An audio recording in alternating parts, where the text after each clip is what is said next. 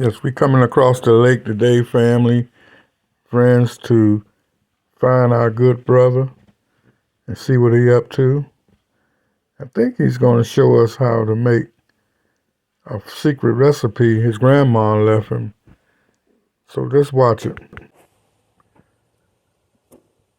What's up there, brothers and sisters? YouTube, what's going on? I want to thank you first for all your support. Once you check out this video, one of my stick men, or you can say partners, if you're from down south, from the big city, you can say stick man.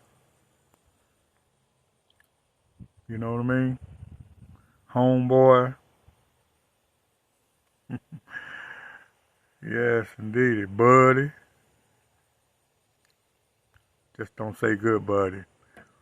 But this video, for real, is about the South, more or less. Not that the northern guys don't hunt and know how to cook, but this is about a brother from the South, born and raised, never lived anywhere else but the South. Heart like the beautiful dirt that God made the earth. As Jesus said, he's the salt of the earth. That's important. That's deep, the salt of the earth. Yeah, this brother was raised from a kid, hunting, going in the woods at night with his mom and pop, getting it done. He know how to feed the family.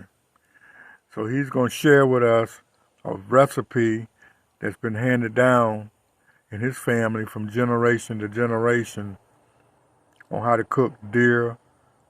Some people call it venison. And this particular piece of meat is a back strap. And he's going to share what his grandmama taught him on how to prepare a meat, turn it into a fine delicacy. Southern style. Oh yeah. Down in the country. Can't beat it, man. Cannot beat it. You don't gotta be rich to enjoy the earth which God gave us and the things upon it, as long as we don't abuse it. That's real talk. So sit back, get your favorite drink, your snack, and for a few minutes enjoy my main man, my stick man, my ace, my buddy, my brother, my partner, and see how he shares what's been handed down to him, and he's going to hand it down to us. And we would like you to share it with other people so we can keep it going, keep Grandma's secret recipe going for generations after generations. All right, let's get to it.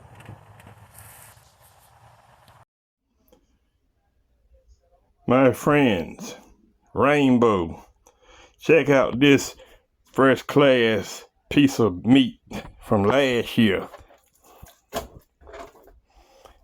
That's the way you do a backstrap justice, I can tell you right now. And it's just beginning. Living in the country, it ain't nothing like it. Now, that's gonna be some mighty fine eating, fellas. That make you hunt. Make you hunt hard. Talk to you later now. Bye. Rainbow. All right. Next to the Alt 6, the 7 mags, the 270s, and all the various super fine quality caliber hunting rifles. Next to them, as far as hunting is concerned, the kitchen partner, the kitchen buddy, the kitchen ain't complete without one of these, my friend. This makes all of this so much easier and so fine. It's a lot of work into these things, but it's all worth it when you do it right. About to get started. Later. Fellas, this is the last thing I'm going to say. After the meat has been tenderized, try this. This is a mixture of salt, pepper, and a pinch of onion powder. Very, very light on the salt, please. Always. Just enough to know that you got some in it. And also a pinch of beef broth, the dried kind. Just enough to put it taste in the liquid. And take your meat, dip it in it, and shake the water off of it.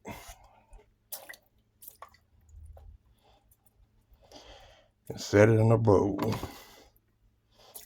And let it sit for about 5 minutes. And let that seasoning penetrate that battered up meat. And then batter it in the batter here.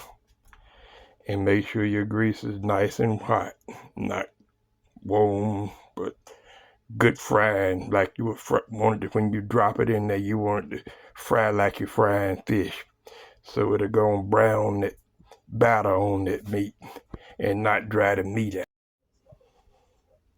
Hey, Rainbow, it's me again. Hey, look, I was in here tenderizing the meat, and the alarm went off on my Insta cooker right here. Got some string beans in it. My loving sister picked up me yesterday. I figured I'd do them justice. Check this out. Now, that ain't nothing but holy moly. Get on down with it. Ready to go. And I can promise you, she is tender. Watch this. Watch that potato. You see that? Ain't nothing slow about that.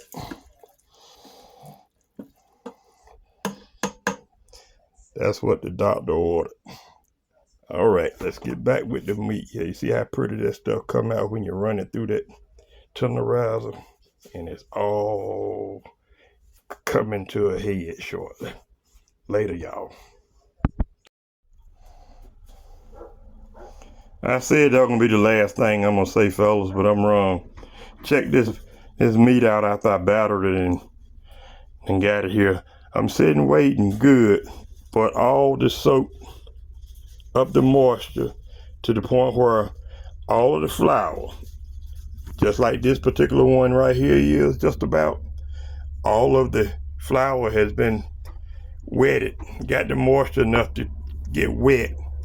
Once it's completely damp and wet all the way on the outside and ain't no white flour showing, then it's ready to go in the frying pan, where that way it will not come off that meat and end up in the bottom of the pan. It'll all stay on the meat. You gotta do it while it's damp. You can't do it while it's dry like this. If you put it in there dry like that, that flour's gonna come off that meat.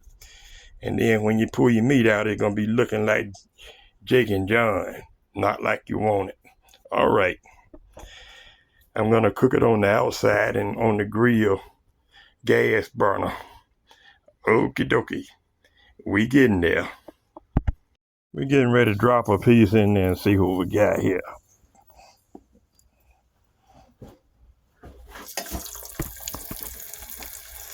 Oh yeah.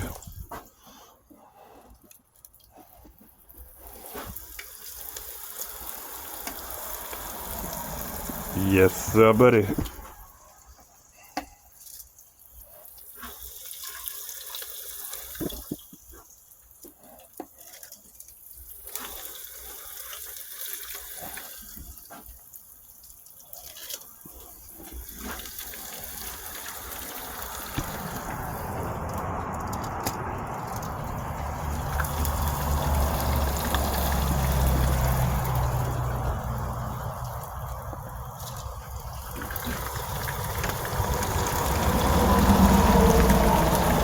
beautiful sound.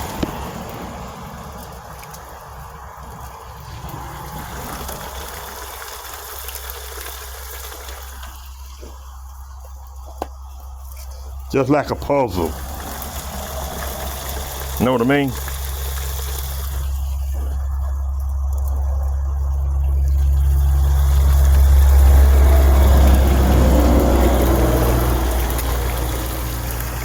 That's pretty work there.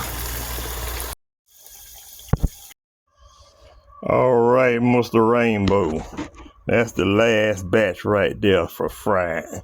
Now we're gonna get on down with some gravy making there. We got quite a bit of grease in the pan. We gotta get most of that grease out, leave just enough to brown some flour with. So that's gonna take a while. I'm gonna stop you right here. All right, we browning the flour now. Phone want to act up on me. Don't want to let me handle things like it's supposed to.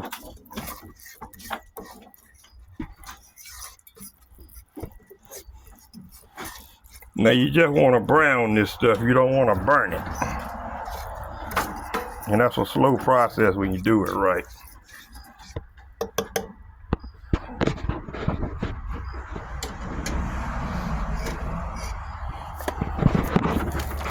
You gotta drop the phone for a second.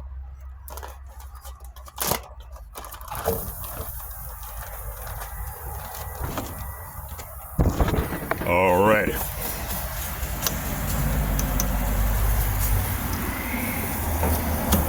Rap, I do mine a little different from you.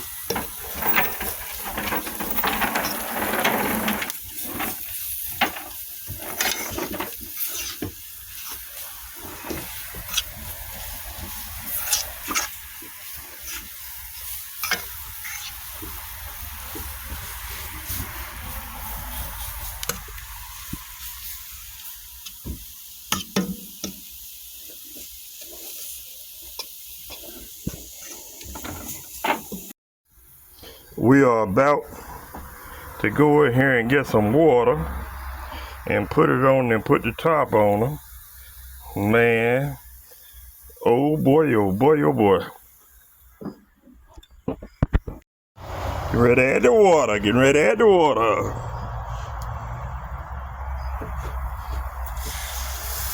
Listen to this. Oh yeah.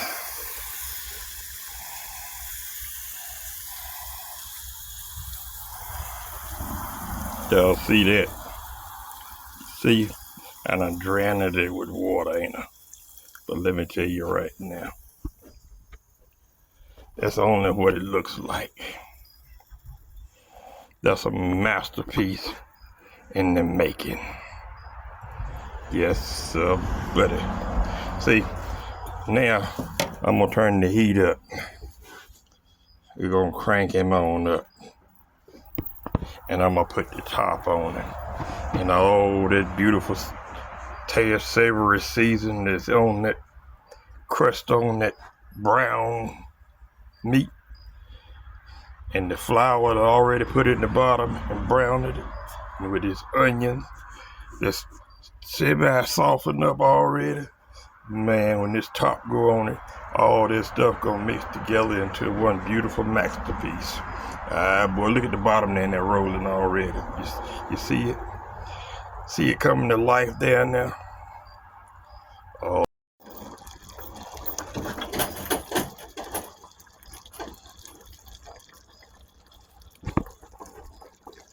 Man. Oh, yes. Yes, sir, buddy. She's slowing down. She's working herself down. Let me show you something. See that? Look at the color coming in.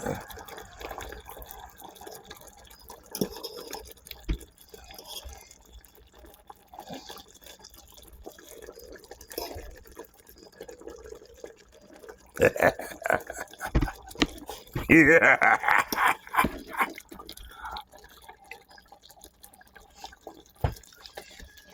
But you know, you missed the last time We had that hunting club meeting and we cooked. He was out of town. Baby, I'm gonna need some more water. Okay. Alrighty. Alright. Yeah, that's the whole hunting club. Man. We're gonna make some 60 weight catfish pudding, they used to say. Some 90 weight gravy.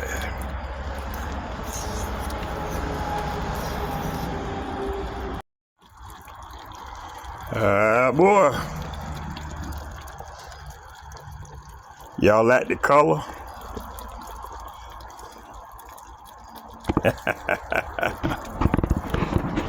I'm gonna shut her down. Time to shut her down.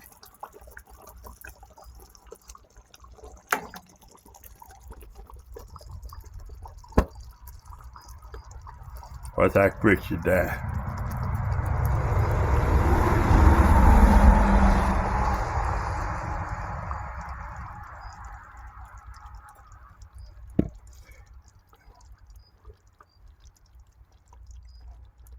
Man, it ain't nothing like having a plan to work out just right.